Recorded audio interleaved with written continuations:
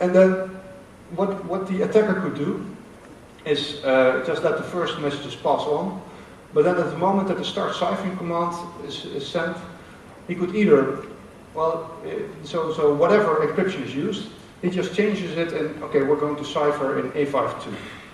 Why? Because A52 is so easy to crack. So he gets just one command back, ciphering started, and if he succeeds in cracking the A52 cipher in that time, so that's the red part of the diagram, then he knows the session key. And the funny part is that in GSM, whatever cipher you use, even if you use A53, which is really strong, he will use the same key that was computed. So it doesn't matter if I can just set up a connection on A52, crack the key, and then just cipher on A53 to the real mask, then this will work. But there are a lot of articles about this, but I'm not sure if it has ever been done in real life. I haven't seen it, and no one has again publicly said so. Well, because the real mast, will send a message, start ciphering, and it will expect all communication from that point on to be ciphered. You cannot say as a telephone, no, I'm not going to do this. So there is no way for the attacker to cause the messages coming from the mast.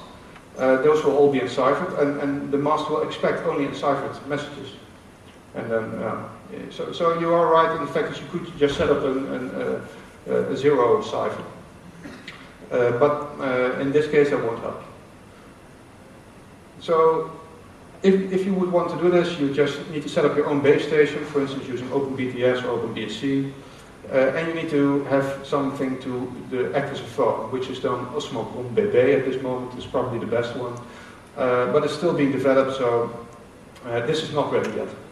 And you have another problem, because you still get the hopping part you need to get right. But now at least you know all the variables. You have a very small time window in which to crack A52, and it's detectable. I transmit with a mast.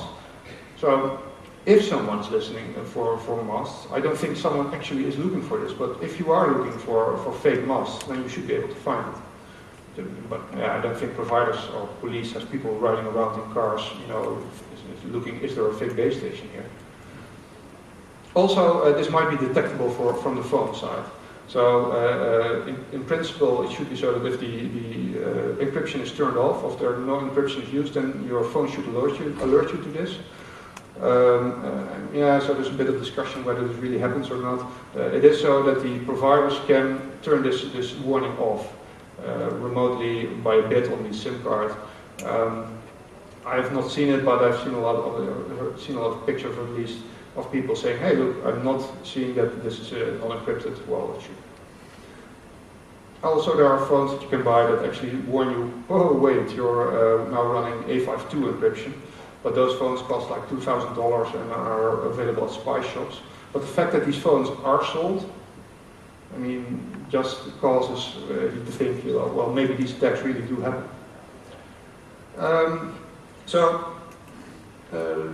You could do it another way. And this is the way that was actually presented on Black Hat last time by Chris Paget. So I call it the easy way. It's not really easy, but so just link up OpenBTS to Asterisk. Asterisk is an open source telephone voice over IP server. Well, I don't know if anyone has ever tried to use Asterisk or configure it. I found it helpful. So if you succeed in this, then you just act as a base station, and people will connect to it, and you can at least listen in on all the outgoing calls. Because at this point you can indeed just turn off encryption, and all the outgoing calls are just sent voice over IP, they come back voice over IP, the response, and we just send it on to the mobile phone. There's no problem there. Of course, that's the downside. You can only listen into the calls that are made at the phone you attack, and not incoming calls to the phone, because it's no longer part of the GSM network. It's now camping at your base station, so the real GSM network cannot find this phone, will not send messages to it. Now also the number, because you do not know the telephone number of the person you're attacking, So you cannot put this in the messages to the guy he's calling. So he'll just probably see number unknown or something like that. But it's a minor issue. The plus side is this already works. So Chris Paget showed this working. You can just do this if you buy a user P, which is all the stuff is around $1,500, and then a computer, and you can go right ahead. There is even another sort of way, and this one I really like. It's a hybrid attack. So what you just do is you capture a conversation, then once and you need to capture the challenge, and then you just store the conversation as a man in the middle, and you do not in any way interfere with it. You just store it all, and then at some point you act as a fake base station toward the phone you're attacking, use the same challenge, and it will compute the same key. So even a call made years ago, you could still, if the guy still has the same phone, you could still decrypt it afterwards by just having him compute the same key, set up an A52 communication, crack that key, and then decipher everything you've stored from it. But again, this has the problem of listening in on the call, the hopping problem. Yeah. But I think it's a nice attack. But these are all confidentiality attacks, trying to get everything. So there's just a small list of some other things that are IMSI catchers. Well, this is just trivial. So you can just get someone's IMSI. So everyone knows this for years now. Actually, the police use this all the time. And so when a criminal, they stalk him, and because the criminals tend to have like lots of prepaid phones on them, and they just turn on an IMSI catcher, and all the phones will camp to the IMSI catcher and will tell them their IMSIs. And if they do this often enough in places, then they will know, okay, so these are the phones that this criminal is using, and they can ask wiretaps for these phones. So you could also attack other parts of the network. This was just the air interface. After that, the calls are decrypted. Often a cell tower communicates to the network also through the air with a sort of directional wave antenna. And there are a lot of rumors that this connection is not encrypted. I don't know, no one has actually ever seen this, at least really shown evidence that this is the case, but this could be a nice attack. Right? You just listen in there, and then you get all the calls made. Some other things, so there was a guy once testing the actual telephone network, and he sent some misformed package, and what happened was he crashed the lawful interception gateway.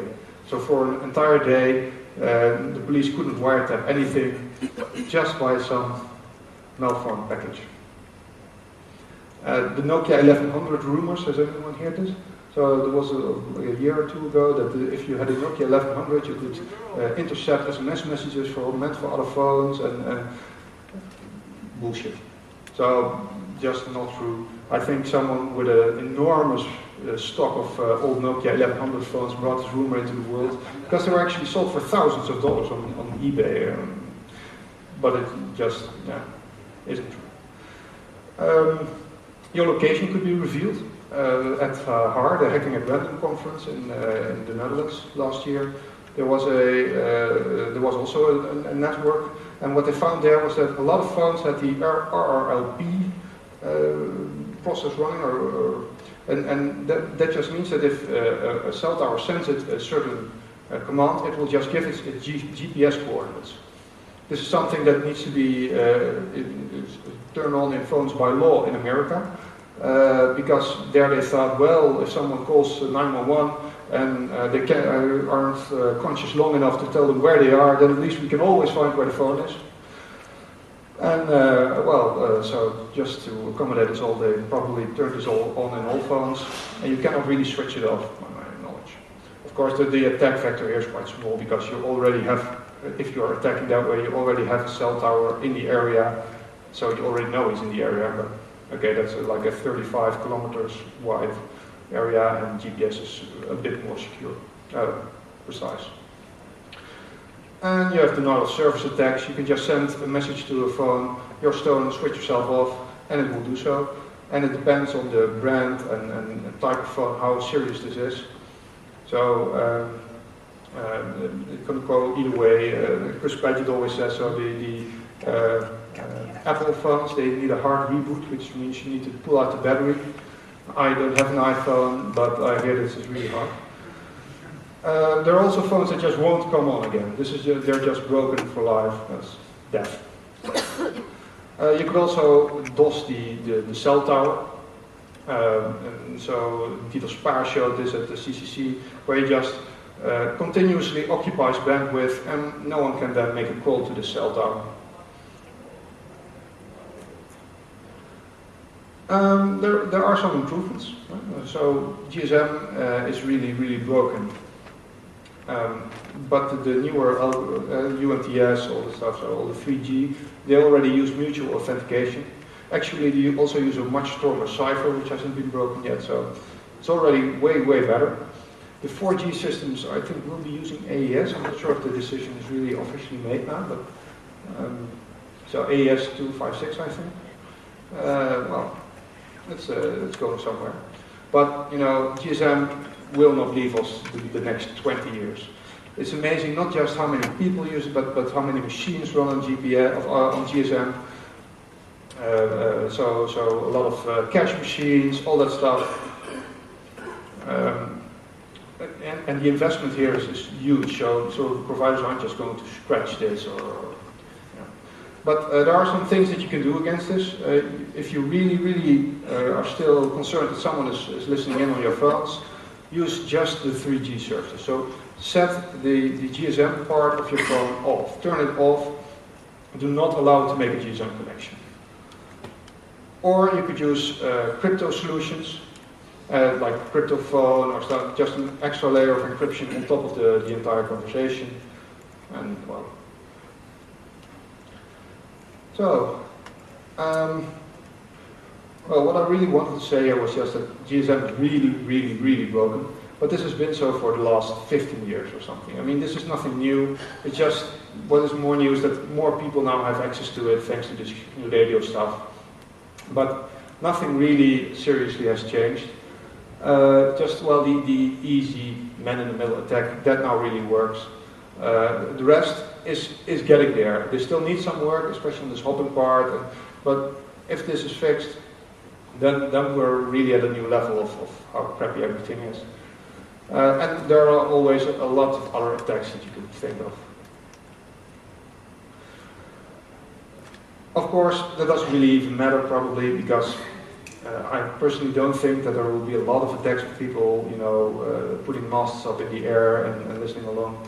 The weakest link will probably be our cell phones. So cell phones are now completely in computers that can do anything, and so also they can run malware. And this is probably, you know, the way where things are going. It means a much cheaper solution. Write a virus, send it to get it over at the mobile phones, and you can listen on everything. So that's probably what the next talker will say something about. So, well, I personally own a BlackBerry. I wasn't happy with it at all, but this will probably make it worse.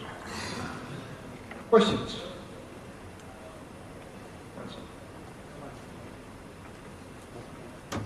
Microphone.